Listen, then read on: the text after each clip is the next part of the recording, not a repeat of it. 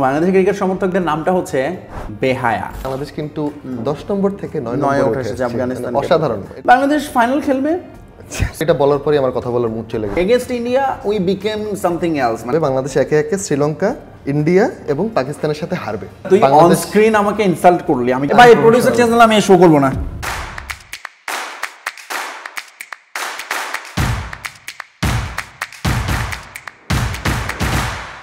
পৃথিবী জুড়ে সমর্থকদের দারুণ সব নাম আছে, ধরুন বার্মি আর্মি কিংবা আলট্রাসের মতো। বাংলাদেশের ক্রিকেট সমর্থকদেরও একটা নাম আছে, এবং বাংলাদেশের ক্রিকেট সমর্থকদের নামটা হচ্ছে বেহায়া। কেন বেহায়া সেটা বলবো। বাংলাদেশের সমর্থকরা হচ্ছে পৃথিবীর সবচেয়ে বেহায়া সমর্থকদের অন্যতম। তার মেইন কারণ আমিও অবশ্যই এই দলে। একটা ছোট্ট এক্সাম্পল দিলেই পরিষ্কার হয়ে যাবে যে শ্রীলঙ্কার সঙ্গে আমাদের সাপে নেউলের সম্পর্ক চলছিল টানা কয়েক বছর ধরে। সেই শ্রীলঙ্কাকে পুরো বাংলাদেশ এক সাথে মিলে শ্রীলঙ্কার চেয়েও বেশি সাপোর্ট দিল শ্রীলঙ্কাকে। আবার সেই শ্রীলঙ্কার এগেইনস্টে যখন খেলা, অবভিয়াসলি বাংলাদেশ আবারও ব্যাক টু দ্য প্যাভিলিয়ন, তাদের নিজেদের জার্সিতে এবার শ্রীলঙ্কাকে কিভাবে ব্যাশিং করা যায় বা বাস দেওয়া যায় সেই চেষ্টাটাই নিশ্চয়ই চলবে। বাট এগেইন বাংলাদেশ আসলে এই টুর্নামেন্টে আমার মনে হয় যে এই সুপার ফোরে এসে পুরোপুরি তারা নিজেদের মতো করে আবারও ছন্দে ফিরতে যাচ্ছে, এবং অবশ্যই এই কথার সঙ্গে ডিসএগ্রি করার জন্য আমার সঙ্গে আছেন Mir. So welcome once again আলাপে মীর ভার্সেস মীর শোতে। Mir, how are you?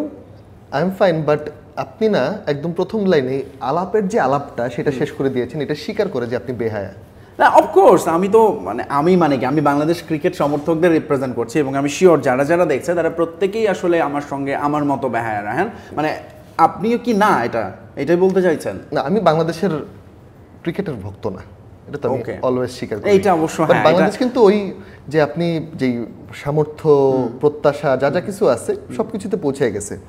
বিশ্বকাপ যদি হয়, যখন বিশ্বকাপের খেলা হয় তখন দেখবেন যে বাংলাদেশ দাবি করে তারা টপ 8 টিমের একটা, তো ওরা টপ 8-এ মোটামুটি শেষ করে, দেখবেন খুব ভালো খেললো। Shakib Al Hasan 606 run, 11 wicket, world class performance, Bangladesh 8 number দল। এশিয়া কাপ হলে কি হয়, জাস্ট অর্ধেক হয়ে আসছে 4 নম্বর দল। সো অলরেডি বাংলাদেশের এশিয়া কাপ শেষ। সো 4 নম্বরে কিন্তু পৌঁছে গেছে, আপনার মেল্টিং পয়েন্ট ডান। এরপরে যেটা হবে, বাংলাদেশ একে একে শ্রীলঙ্কা, ইন্ডিয়া এবং পাকিস্তানের সাথে হারবে। কিভাবে হারবে, কোন কোন উপায়ে হারবে, সেটা নিয়ে আমরা আলোচনা করতে পারি। বলে দিবেন মানে আমি কি জ্যোতিষের সঙ্গে বসছি নাকি বাংলাদেশ হেটার বলবো নাকি? কারণ আমি এটা জানতাম, বাট আজকে এটা publicly Raihan thank you confess করার জন্য যে তুমি বাংলাদেশকে পছন্দ করো না, বাংলাদেশের ক্রিকেট দলকে সাপোর্ট করো না। দেখেন, একটা প্রোপাগান্ডা কিভাবে আপনার অর্গানাইজ করা হয় সেটা যদি আপনি জানতে চান, সেই ক্ষেত্রে অলরাইট, এটা আসলে প্রোপাগান্ডা। মীরের সাথে কথা বলতে পারেন। কারণ হচ্ছে আমি হেট শব্দটা কথা উচ্চারণই করি না, আমিও বলতে চাই আচ্ছা ঠিক আছে, আমি শব্দটা ফেরত নিলাম, বাট তার মানেটা কি? সমর্থন করি না মানেই তো তার বিপরীতটা, রাইট? না হলে আগেই বাংলাদেশ নিয়ে এরকম নেতিবাচক চিন্তা সবার কাছে হারবে কেন? ইন্ডিয়ার সঙ্গে তো বাংলাদেশ অলওয়েজ আসলে মানে বাংলাদেশের পারফরমেন্স যেরকমই থাকে, against India we became something else, মানে আমাদেরকে মনে হয় অন্য একটা দল। পাকিস্তান যাদেরকে আমরা খুবই সম্প্রতি সিরিজ হারিয়েছি, শ্রীলঙ্কা যাদেরকে আমরা খুব সম্প্রতি সিরিজ হারিয়েছি, মানে ওয়াই অন আর্থ যে রায়হান সাডেনলি তোমার মনে হলো যে বাংলাদেশ এই 3টা ম্যাচেই আসলে হারবে? ওয়াই? প্রথম কথা হচ্ছে, দ্বিপাক্ষিক সিরিজের মতো জায়গা থেকে আপনি যদি একটা মাল্টিন্যাশনাল টুর্নামেন্টের কথা বলেন, সেটাই আপনার যে বাংলাদেশি ফ্যান মেন্টালিটি সেটার একটা বহিঃপ্রকাশ। আচ্ছা, তার একটা ছোট্ট প্রশ্ন, আপনি কি সেই দলে ওই যে সবাই যে বলছে যে বাংলাদেশ নাকি অন্যর করুণায় এসেছে সুপার ফোরে, ওয়ারাজ বাংলাদেশ যোগ্য দল হিসেবে অবশ্যই 2টো ম্যাচ জিতে পয়েন্টে আফগানিস্তানকে টপকে এশিয়া কাপে এসেছে। সো আপনি কি ওই দলে যে মনে করছেন যেখানে আসলে শ্রীলঙ্কার করুণায় বা তাদের? যেহেতু আপনার সাথে আমার অনেক দিন ধরে আলাপ হয়, আপনি জানেন যে অ্যাটলিস্ট আমি সবসময় জয়ী দলের পক্ষে। জয়ী দল ইন এ সেন্স যে দল 2টা ম্যাচ জিতছে ওদের কাছে করুণা টরুণা এগুলো কিছু না। আফগানিস্তান যদি 2টা জিততো, নেট রান রেটে আগে থাকতো, ওরা উঠতো, বেসিক এটা। সো আমি এখানে আসলে করুণা বা এই ধরনের শব্দ উচ্চারণ করতে চাই না। বাংলাদেশ বাট এটা নিশ্চয়ই বলবেন মানে, এবং 2015 সালের আগের যে সমীকরণটা ছিল এশিয়া কাপের সমীকরণ, আমরা ব্যাক টু সেই কোর 4-এ ফেরত আসছি। বাংলাদেশ, শ্রীলঙ্কা, পাকিস্তান, ইন্ডিয়া, যাদেরকে নিয়ে এশিয়া কাপ চিন্তা করা হতো। মানে আমাদের কিন্তু আফগানিস্তান তো এশিয়ার সেকেন্ড বেস্ট টিম অলমোস্ট হয়ে যাচ্ছিল টুর্নামেন্টের শুরুর আগে, এরকম আলোচনা। এই জিনিস আসলে কে বলছে? এইটা আসলে অফকোর্স মেইন স্ট্রিম মিডিয়া থেকে শুরু করে সবখানেই আলাপটা হয়েছে। মানে স্পেসিফিক্যালি কেউ বলে নাই, কিন্তু আলোচনাটা যে আফগানিস্তান এখন, বিকজ তারা ওয়ার্ল্ড কাপের সেমিফাইনাল খেলেছে ফ্রম এশিয়া আফটার ইন্ডিয়া, তো এই কারণেই মূলত এই আলাপটা যে তারা আসলে এশিয়ার বেস্ট টিম কিনা, তাদেরকে কিন্তু বাংলাদেশ মোটামুটি অনায়াসেই হারিয়েছে বলা যায় নাকি। মানে আফগানিস্তান যখন ওয়ার্ল্ড কাপের সেমিফাইনাল খেলে আর কেনিয়া যখন 2003 সালে ওয়ার্ল্ড কাপের সেমিফাইনাল খেলছে, খুব বেশি ডিফারেন্স ক্রিয়েট করে নাই আসলে। না, আমার মনে হয় ডিফারেন্ট কেস আছে, কারণ কেনিয়ার ওটা ছিল একটা সারপ্রাইজ, কিন্তু আফগানিস্তান আসলে গ্রাজুয়ালি ভালো খেলতে খেলতে তার আগে টুর্নামেন্ট ওরা ভালো খেলেছে ওয়ার্ল্ড কাপে, তারপর বাংলাদেশের সাথে হারতেছে, তারা হচ্ছে ইউএইর সাথে কন্টেস্ট করতেছে, আয়ারল্যান্ডের সাথে তাদের হাড্ডাহাড্ডি লড়াই হয়। ঠিক মানে ওই যে সারপ্রাইজিং ফ্যাক্টর ছিল এক সময় 2007-এর বাংলাদেশ, যে ইন্ডিয়াকে হুট করে হারাই দিল, ওই টাইপেরই একটা দল এখন আফগানিস্তান। তাদের ব্যাটিং লাইন আপ খুবই ভঙ্গুর, বোলিং লাইন আপ মানে প্রমিজিং, বাট দিনের দিনে দেখবেন যে আপনার মুজিব 4 ওভারে 50 খাচ্ছে, রাশিদ খান উইকেট পাচ্ছে না। আবার এই দলটাই রশিদ খান উইকেটও পাচ্ছে, মুজিব 4 ওভারে 12 রানও দিচ্ছে, এবং সেটা এগেন্স্ট বাংলাদেশের সঙ্গে তাদের অসাধারণ পারফরমেন্স আছে। সেই আফগানিস্তানকে বাংলাদেশ হারিয়েছে, এবং আমার সঙ্গে বসা মীর রায়হান মাসুদ সেটাকে কোনো পাত্তাই দিতে চাইছে, এবং সেটাও বলছে ভাই ওটা আমার কি করা উচিত, যে পাকিস্তান, ভারত এবং শ্রীলঙ্কা।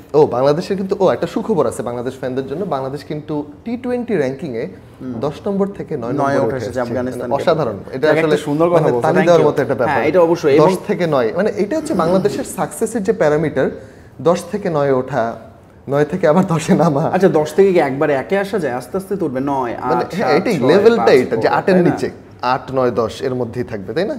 যেটা আমি বলছিলাম, ওয়ানডে র্যাঙ্কিং এক সময় তাদের বেস্ট র্যাঙ্কিং ছিল 6 বা 7, এরকমও তারা ছিল। ওইটা বলার কোনো সুযোগ নাই যে বাংলাদেশ মানে 8, 9, 10।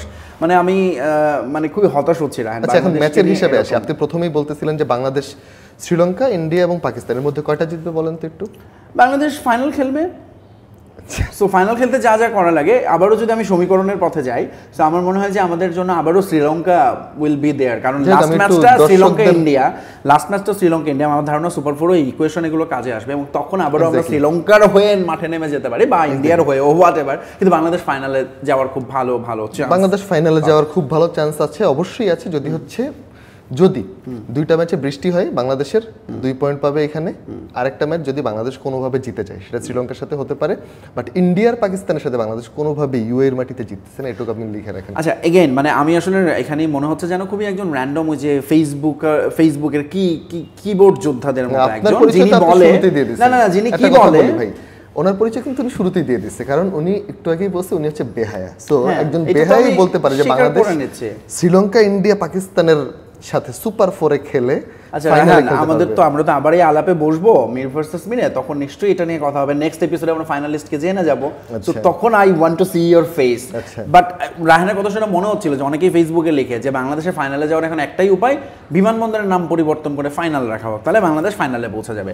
মানে ওই যে এক্স্যাক্টলি, মানে তার মানে কোথায় পার্থক্যটা কোথায় থাকে?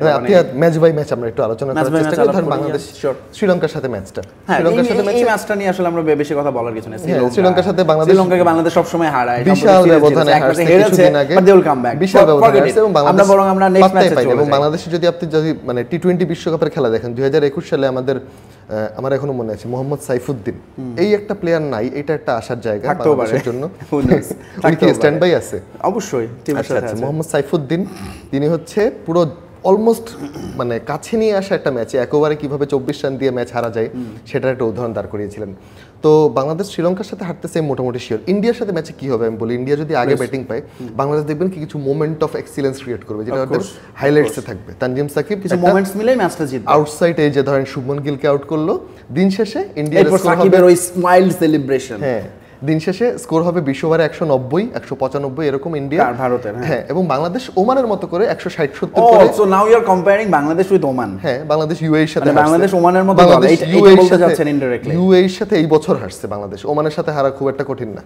বাংলাদেশ চাইলে পারবে, মানে হংকং এর সঙ্গে বাংলাদেশের এই সামনে বাংলাদেশ হংকং এর কাছেও হারছিল। সো বাংলাদেশ হংকং কি তো হারাই তো এবার সুপার 4-এ আসছে। ওয়াও, মানে এখন একটা দলের যদি প্রাপ্তি এবং এগুলা হয়, হংকং এর সাথে জেতা, তারপর হচ্ছে হংকং এর সঙ্গে জেতার কথা বলছি আমি, সুপার 4 এর কথা বলছি, এশিয়া কাপের। সো আপনি এক্সপেক্ট করতেছিলেন যে হংকং এর সাথেও হারতে পারে, তো এই দলের সাথে আপনি কথা বলতেছেন, এই দল নিয়ে প্রোপাগান্ডার কথা বলছিল মীর রায়হান মাসুদ শুরুতে, মানে কিভাবে দেখেন প্রোপাগান্ডা মুখের কথা বসিয়ে দেয়, মিস ইনফরমেশন, ডিসইনফরমেশন ছড়াতে পারে। আমি শিওর যে আপনারা যারা আলাপে খেয়াল রাখবেন এই কারণে, যেখানে আসলে কোনো রকম প্রোপাগান্ডা বা ইন্ডিয়ার সাথে বাংলাদেশের একটা ফ্যাক্টর বলেন যেটা বাংলাদেশ আগায় আছে, একটা ফ্যাক্টর ছোট। ইন্ডিয়ার সঙ্গে বাংলাদেশ যেভাবে সুপার 4-এ আসছে, ভারত সেইভাবে সুপার 4-এ আসে নাই। কেন আমি বলি, ভারত তারা একটা হোঁচট খেয়েছে এগেনস্ট ওমান, এবং ওমানের সঙ্গে যে ঘটনাটা ঘটেছে ওই ঘটনা যদি এগেন রায়হান যেটা বললো যে 189 রান ওমানের মতো সিচুয়েশনে বাংলাদেশ ম্যাচ এবার বের করে আনবে, ঠিক আছে, এটাই হচ্ছে বড় কথা। তাদের পরীক্ষা নিরীক্ষা কোনো কাজে আসেনি ভারতে, তারা ভাবছিল যে খুব হেসে খেলে জিতবে, 8টা বোলার ইউজ করতেছে, সূর্যকুমার যাদব পরে ব্যাটিং এ নামতেছে, বাট ফলাফল কিন্তু ম্যাচটার একটু হলে গেছিল ছুটে, তাই না? না 21 রান অনেক বড় টার্গেট মানে টি20, রাইট। হার্দিক পান্ডিয়া ওই রকম মানে এলিয়েন টাইপ ক্যাচ না ধরলে এই ম্যাচটা যে কোনো দিকে যাইতে পারতো না। অবশ্যই 10 ওভারে 62 ছিল। যাই হোক, বাংলাদেশ এমন একটা দল যারা হচ্ছে 10 ওভারে 87 করার পর খুব অনায়াসে পরের 10 ওভারে 54 বা 55 রান করে শেষ পর্যন্ত 154 কারণ আমাদের বোলিংটা এত স্ট্রং, আমরা যদি পরে যে কোনো রান আমরা ডিফেন্ড করতে পারবো। বাংলাদেশ এমন একটা দল, টি20-র কথা বলতেছি তো, আমি একটা কথা বলি দর্শকদের উদ্দেশ্যে, এই বাংলাদেশ সমর্থকরা যারা আছেন তাদের উদ্দেশ্যে, আপনাদের যে হার্ডিটা সবচেয়ে বেশি যে মারে তার স্ট্রাইক রেট হয় 122। যেদিন ম্যাচ ডে হয়, যেদিন গুরুত্বপূর্ণ ম্যাচ হয়, সেদিন তার স্ট্রাইক রেট হয় 100। 9 বলে 9 রান, 11 বলে 11 রান, 13 বলে 12 রান, 19তম ওভার বা 20তম ওভারে এসে তিনি 3টা ডট দেন পরপর। আচ্ছা রান, আপনি বরং বাংলাদেশ নিয়ে কথা না বলে অপোনেন্ট নিয়ে কথা বলে, আপনার এই যে ভারত প্রীতি তো এবার দেখা গেল, এবার পাকিস্তানের সাথে কি হবে একটু? পাকিস্তানের সাথে যেটা হবে, বাংলাদেশের ধরেন বাংলাদেশ 7 উইকেট ফেলে দিল পাকিস্তানের, কত রানে? 50-60 রানে। এরপর শাহিন শাহ আফ্রিদি 50 করে ম্যাচ জিতে, শাহিন শাহ আফ্রিদি যে ব্যাট করছে এটা করতেই পারে, এই সামর্থ্য পাকিস্তানের আছে। এটাতে তো বাংলাদেশের এখানে ডিসক্রেডিটটা কোথায়? একটা টিম ভালো খেলবে, বাংলাদেশ তার চেয়ে ভালো খেলে জিতবে, সিম্পল কথা। দিন শেষে যারা বেশি ভালো খেলবে তারাই জিতবে। পাকিস্তানের সাথে যদি বাংলাদেশ জিতে, যাই হোক এটা নিয়ে আমি পরে কথা বলবো। আমার মনে হয় যে বাংলাদেশ ফাইনালে যাচ্ছে, আচ্ছা, এবং এইটা নিয়ে আমরা নেক্সট এপিসোডে কথা বলবো। And you are saying Bangladesh ফাইনালে যাচ্ছে না, সো আমাদের আসলে ডিসএগ্রিমেন্ট থাকবেই, বাট স্পোর্টসে আমার মনে হয় যে সবসময় আমরা দিন শেষে আমরা তো মানে খেলার স্পোর্টসই আসলে জিতে যায় এরকম কথা আমরা বলি, তাই না? So Rahan, thank you. আজকের আলাপটা আমার মনে হয়েছে যে ওয়াজ গুড, কারণ আমার খুব একটা ভালো লাগে না একটা মানুষ বাংলাদেশ ফাইনালে খেলবে এটা বলার পরে আমার কথা বলার মুড চলে গেছে। সিরিয়াসলি মানে ভাই, আপনারা কে কে এটা বিশ্বাস করেন বা করেন না, কে কে রাহানের কথা বিশ্বাস করেন, রাহানের পক্ষে বাংলাদেশ ফাইনাল খেলবে না, কে কে আমার পক্ষে নিচে কমেন্টস করে জানান। রাহান, খোদাফেজ, বাই বাই। হ্যান্ডশেক ট্যান্ডশেক দরকার নেই আপনার।